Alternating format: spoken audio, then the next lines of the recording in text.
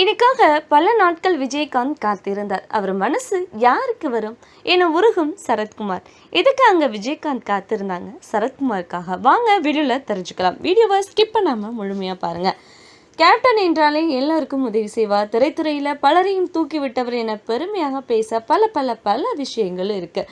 திரைத்துறையில் பல புதிய நடிகர்கள், இயக்குநர்கள், தொழில்நுட்ப கலைஞர்களை உருவாக்கி வாழ வைத்தவர் தான் நம்ம கேப்டன். அந்த பட்டியலில் லிவிங்ஸ்டன், ராம்கி, அருண் பாண்டியன், மன்சூர் அலிகான், பொன்னம்பலம், சரத்குமார் என பட்டியல் நீண்டு கொண்டே போகுங்க. அதனால்தான் கேப்டனை பற்றி எப்போதும் திரையுலகினர் பெருமையாகவும் நல்ல விதமாகவும் பேசுவாங்க.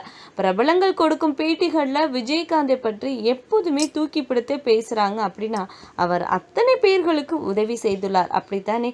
விஜயகாந்த் திரைத்துறைக்கு 40 வருடங்களை கடந்து விட்ட நிலையில் இதை கொண்டாடும் விதமாக சமீபத்தில் ஒரு விழா நடத்தப்பட்டதுங்க. அதில் சரத்குமார் கலந்து கொண்டார். சரத்குமார் மனம் உருகி பேசியதான் இந்த வீடியோ. நான் திரைத்துறையில் எல்லாவற்றையும் இழந்து நின்ற போது புலன் விசாரணை படத்தில் வில்லனாக நடிக்க வைத்து என்னை தூக்கி விட்டது கேப்டன் தான். அதே போல் கேப்டன் பிரபாகரன் படத்தில் நடிக்கும்போது அதிலும் ஒரு நல்ல வேடத்தில் என்னை நடிக்க வைத்தார். அப்போது எனக்கு கழுத்து முறிவு ஏற்பட்டது. இதுவே வேறு யாராக இருந்தாலும் சரி, என்னுடைய கதாபாத்திரத்தை குறைச்சிட்டு படம் எடுக்க போயிருப்பாங்க. ஆனால் எனக்காக படப்பிடிப்பை தள்ளி வைத்தவர் தான் கேப்டன். நான் குணமாகும் வரை எனக்காக காத்திருந்து என்னை அக்கறையுடன் கவனித்து நடிக்க வைத்தார். நல்ல மனிதர், வள்ளல் அப்படின்னா அது விஜயகாந்த் தான் அப்படின்னு ரொம்பவே உருக்கமாக சொல்லியிருப்பாங்க அந்த விழாவில் நம்மளுடைய சரத்குமார்.